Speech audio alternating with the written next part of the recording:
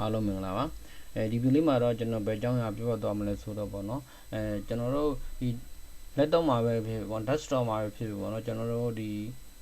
line ကိုပေါ့နော် line တို့ telegram တို့ကိုနော်ကျွန်တော်တို့မတုံးတတ်တဲ့မိတ်ဆွေများတို့ပေါ့နော်ဒါကျွန်တော်ကမျှဝေတာပါနော်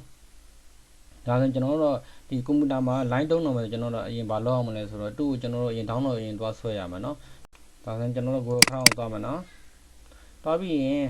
ကျွန်တော်တို့ဒီနေရာလေးမှာရေးလိုက်ပေါ့နော် line ဆိုတော့နော်ပြီးရတယ်နောက်က PC လို့ထည့်လိုက်နော်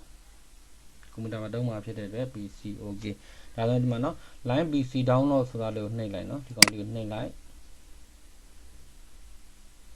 နှိပ်ပြီးသွားပြီဆိုတာနဲ့ကျွန်တော်တို့ဒီမှာနော်ဒီကောင်လေးကိုတစ်ချက်နှိပ်ပြီး download လုပ်လိုက်နော်နှိပ်မယ်နောက်နည်းလေးဆွဲလို့ရှိရင်ဒီမှာ download ဆိုတာရှိရနော်အဲ့ဒါလေးကိုတစ်ချက်ကလေးလိုက်နော်တစ်ချက်ကလေးလိုက်မယ်အဲ့ဒါဒီညာလေးမှာဝင်သွားရင်ဒီမှာနော်ဝင်သွားပြီ okay ဒါဆိုပြီးသွားပြီဒါဆိုကျွန်တော်တို့ပေါက်စားပေးလိုက်မယ်ပေးပြီးကြတယ်ဒီမှာ TPC ကိုဖွင့်လိုက်ဖွင့်ပြီးတော့ဘယ်ဟဲ့သွားမလဲဆိုတော့ကျွန်တော်ဒီမှာ download ဆိုတဲ့နေရာရှိရနော်အဲ့ထက်ကိုတက်လိုက်လို့ရှိရင်ဒီမှာနော် line သူရဲ့ setup file တွေတွေ့ပြီနော်သူ့ကိုကျွန်တော်တို့ double click နှိပ်ပြီးကျွန်တော်တို့မောင်းလိုက်ပါနော်ပုံမှန်အတိုင်းပဲဒီမှာ run ကိုနှိပ်မယ်ပြီးရင်ဒီမှာကျွန်တော်တို့အမှတ်ချက်မယ်ပြီးရင် install နှိပ်မယ်ဒီမှာခဏကြီးတော့စောင့်အောင်ပါနော် install လုပ်လိုက်ချိန်မှာတော့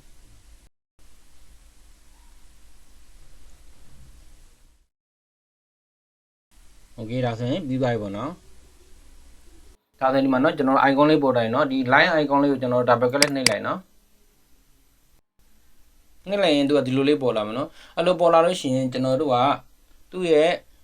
ဒီမှာ Gmail တည်တဲ့ထည့် password ထည့်ပြီးတုံးမှာလားဒါမှမဟုတ်ကျွန်တော်တို့ဖုန်းနဲ့တွဲတုံးမှာလားဒါပေမဲ့တော်တော်များများကျွန်တော်တို့ဖုန်းနဲ့ပဲတွဲတုံးတာများရနော်ကျွန်တော်တို့ဒီကွန်ပျူတာမှာရှိတဲ့ line ကနော်ဒါဆိုရင်ကျွန်တော်တို့ဒီ QR code ကလေးကျွန်တော်တို့ line ဒီဖုန်းမှာရှိတဲ့ line ကိုဖွင့်လိုက်နော်ဖွင့်ပြီးတော့လည်းအဲ့ QR code တွားဖတ်လိုက်ရင်ကျွန်တော်တို့ရပြီနော်ဖုန်းက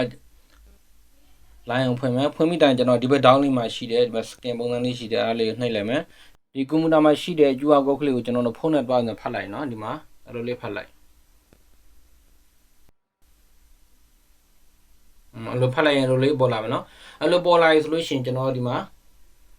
login ဆိုတာလေးကိုနှိပ်လိုက် okay ဒါဆိုရင်သူကပထမဆုံးလုပ်တဲ့ဟာဆိုလို့ရှိရင်ချက်ရခါဆိုကျွန်တော်တို့ကဒီမှာနံပါတ်ကလေးတွေပေါ်လာမှာနော်အဲ့လိုကွန်ပျူတာမှာနံပါတ်ပေါ်လာပြီဆိုအဲ့နံပါတ်ကိုကျွန်တော်တို့ဖုန်းနံပါတ်ထည့်လိုက်နော်ဒီမှာသူ့မှာပေါ်တဲ့နံပါတ်ကလေးနဲ့လေး3 5 2လို့ထည့်လိုက်ထည့်ပြီးတာနဲ့ဒီမှာအဲ့လိုလိုက် okay ပြီးရင် okay နှိပ်လိုက်ဒါဆိုရင်ကျွန်တော်တို့ပြီးသွားပြီနော်အဲ့ဒီမှာ line ပွင့်သွားပြီ okay ကျွန်တော် line လေးပွင့်သွားပြီပေါ့နော်ဒါဆိုရင်ကျွန်တော်တို့ကဒီမှာဖုန်းနံပါတ်ရှိတဲ့အကုန်လုံးဒီမှာလာပေါ်ပြီနော်ဒါကျွန်တော်တို့သိချင်လိုက်လို့ဆရာမလို့ဘူး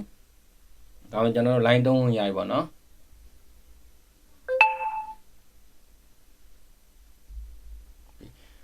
โอเคဒီလိုနည်းလေးနဲ့ကျွန်တော်တို့ဒါ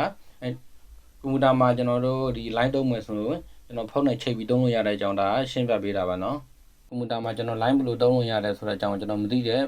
မိတ်ဆွေများတွေဒါမျှဝေတာပါနော်ကြည့်ရှုခဲ့တဲ့အားလုံးကိုကျေးဇူးတင်ပါတယ်။ဇွန်တရားကျိုးရှိရဆိုတော့ line share လုပ်ပေးပါလို့တောင်းဆိုပါရနော်။